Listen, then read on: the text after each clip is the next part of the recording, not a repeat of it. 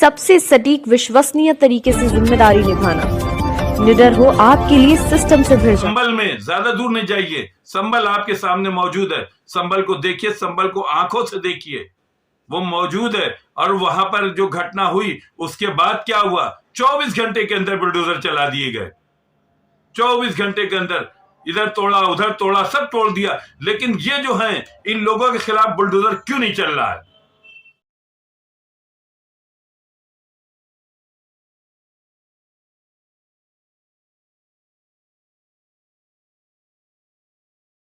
अयोध्या के शाहनवाज क्षेत्र में दलित बेटी के साथ जघन्य मामला अब तूल पकड़ता जा रहा है।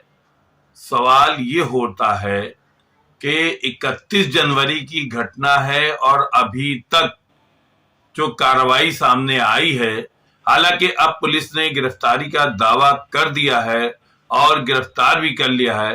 वो दलित की बेटी अपने घर में सो रही थी, कुछ दबंग लोग उसको ले गए, ले जाके एक जगह उसके साथ सामूहिक वो किया। उसके बाद जो है उसको मार के दूसरी जगह फेंक दिया।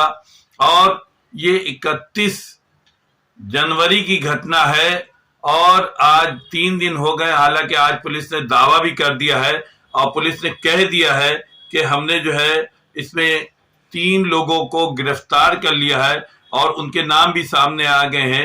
एक नाम है हरिराम कोरी, पहला नाम जो हरिराम कोरी का है, दूसरा नाम विजय साहू का है, तीसरा दिग्विजय सिंह। ये लोगों ने पूरी तरह से एक प्लानिंग के तहत ये जो है जघन्य अपराध किया है। और सबसे बड़ा जो प्रश्न उठता है वो इस बात का है कि दलितों के नाम पे घड़ियाली आंसू बहाने वाले कहाँ हैं, कहाँ चले गए? महिलाओं का अधिकार की बात करने वाले कहाँ चले गए? कौन सी दुनिया में खो गए हैं? क्यों नहीं सामने आ रहे हैं? जरा सी बात पे आंदोलन करने वाले वो आंदोलन कहाँ चले गए? आखिर ये दलित की बेटी है, इंसान की बेटी है। क्या दलित इंसान नहीं होता है? क्या और समाज के लोग ही होते हैं? दलित समाज का कोई नहीं यहाँ हिस्सा है क्या यहाँ? और इतनी बड़ी जरा सी बात हो जाती है। अभी कोलकाता के अंदर मेडिकल कॉलेज की जो घटना हुई थी वो आप लोगों के सामने, उसके बाद पूरा देश मोमबत्ती अगरबत्ती और ले लेके घूम रहा था। लेकिन यहां पर क्यों नहीं घूम रहे हैं? क्यों नहीं सामने आ रहे हैं? संगठन सामने आ रहे हैं? अभी तक एक संगठन भी सामने नहीं आया है। घड़ियाली आंसू बहा जा रहे हैं।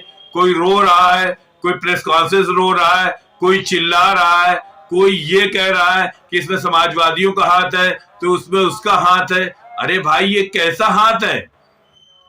क्या ये संदेश देना चाहते? एक चीज और मैं बता दूं, मुख्यमंत्री योगी आदित्यनाथ का न्याय, त्वरित न्याय जो है बहुत काम करता है। कितनी जगह जो है न्याय के अंतर्गत जो है बुलडोजर चला दिए गए हैं। अभी संबल में ज्यादा दूर नहीं जाइए, संबल आपके सामने मौजूद है। संबल को देखिए, संबल को आंखों से देखिए, वो मौजूद है। और वहां पर जो घटना हुई उसके बाद क्या हुआ, 24 घंटे के अंदर बुलडोजर चला दिए गए। 24 घंटे के अंदर इधर तोड़ा उधर तोड़ा, सब तोड़ दिया। लेकिन ये जो है, इन लोगों के खिलाफ बुलडोजर क्यों नहीं चल रहा है? क्या संदेश दिया जा रहा है? ये भी तो है, अब तो ये नामजद हो गए हैं, पुलिस के उसमें आ गए हैं, इनके नाम आ गए हैं, खुलासा हो गए। गनीमत ये है कि इसमें कोई मुस्लिम का हाथ नहीं हुआ। जो पहले जो प्लानिंग चल रही थी मुस्लिमों को घेरने की, मुस्लिम नाम घेरने की, और सोशल मीडिया पे एक आध चीजें आई थी, लेकिन वो चीज नहीं आ पाई है। ये क्या हो रहा है? क्या दलित की बेटी बेटी नहीं है? क्या दलित की बेटी को इंसाफ नहीं मिलना चाहिए? ये इंसाफ कहां चला गया? 31 जनवरी की घटना है, अभी तक बुलडोजर नहीं चला है। क्यों नहीं चला है? क्या बुलडोजर के दो रुख हैं क्या? और हम आपको अब पुलिस अधिकारियों के भी बयान दिखा रहे हैं कि वो भी देखिए। और मैं ये फिर कहूंगा कि जब संभल की घटना हो सकती है तो अयोध्या की भी घटना को घटना माना जाए। और जो संभल में न्याय किया है बाबा जी ने, इसी तरह का न्याय अयोध्या में कर देना चाहिए था। टाइम ज्यादा हो गया है। आखिर क्यों नहीं हो रहा है? वो दलित की बेटी जिसकी आह दूर दूर तक जा रही है, कोई सामने नहीं आ रहा है। अरे संगठन कहां चले गए हो? क्या कर रहे हो? क्यों नहीं सामने आ रहे? अरे हम कह रहे हैं छोड़िए, दलित के संगठन कहां चले गए? सब सिर्फ वोटों की राजनीति करने वाले हैं। उसकी जो है आत्मा को शांति के लिए एक मोमबत्ती, एक अगरबत्ती नहीं लगाई गई, क्योंकि वो दलित थी। उसकी घर वालों के साथ देश के लोग और नहीं गए, एक प्रॉपर लोगों को छोड़ के, क्योंकि वो दलित थी। उसके साथ आंसू में आंसू मिलाने वाले नहीं हैं, क्योंकि वो दलित थी। हम आपको कुछ चीजें दिखा रहे हैं, पुलिस अधिकारियों का बयान भी दिखा रहे हैं, आप ये देखिए और यहीं से समझ जाइए कि एक तरफ संभल है जहां तुरंत न्याय मिल रहा है, बिल्कुल एकदम फोटोकॉपी मशीन की तरह न्याय मिल रहा है, और दूसरी तरफ देखिए अयोध्या में, अरे वो तो बहुत बड़ी घटना है, उसे देश और दुनिया के अंदर चल रहा है, उसके अंदर क्या हो रहा है? आखिर ये आपके सामने है, फैसले आपको करने हैं। आप सभी से निवेदन है कि सहार टुडे चैनल को लाइक करें, सब्सक्राइब करें और यूट्यूब के मैसेज बॉक्स में जाके कमेंट जरूर लिखें। हम ये मेहनत करते हैं, इसलिए करते हैं कि आप लोगों तक जो सच और सच्चाई है, सहार टुडे सच और सच्चाई के साथ है और रहेगा, इसमें कोई वो नहीं है।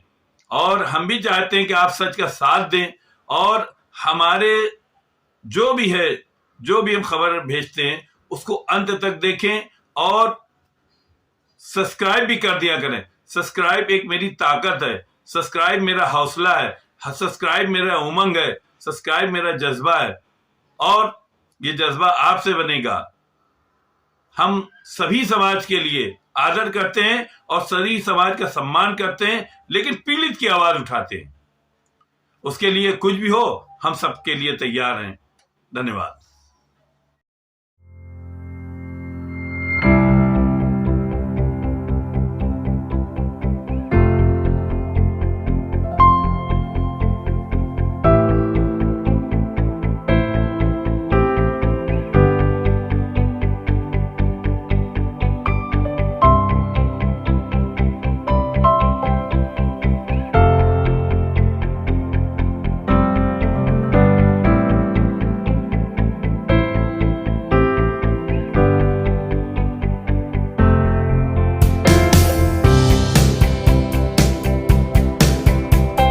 यहाँ आए हैं, पीड़िता के परिवार से मुलाकात किए हैं। अभी तक क्या प्रोग्रेस हुआ इस पूरे केस में? क्या कोई इसमें पकड़ा गया है और कानूनी विधिक तौर पे क्या धाराएं बदली गई हैं? जो एफआईआर पहले दर्ज हुई थी उसमें क्या परिवर्तन किया गया है? देखिए, उपरोक्त प्रकरण में बताना चाहेंगे कि दिनांक 31 को दर्शन नगर चौकी क्षेत्र पे एक सूचना प्राप्त हुई थी, जिसमें कंप्लेनेंट के द्वारा सूचित किया गया कि 30 की रात को जब अपनी बहन के साथ सोई थी और 31 को सुबह जब वह उठी हैं तो उनकी बहन उनके साथ नहीं थी।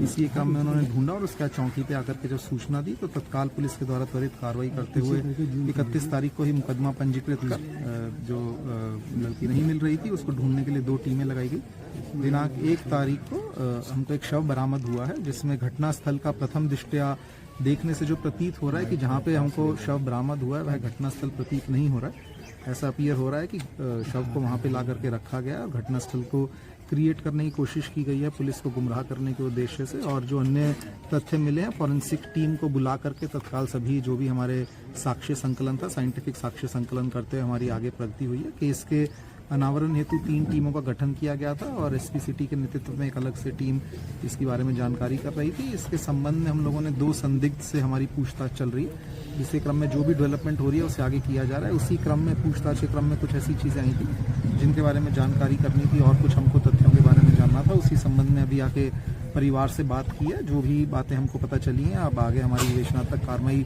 चल रही है। जो भी इसमें प्रगति होगी आप लोगों को अवगत करवाया जाएगा।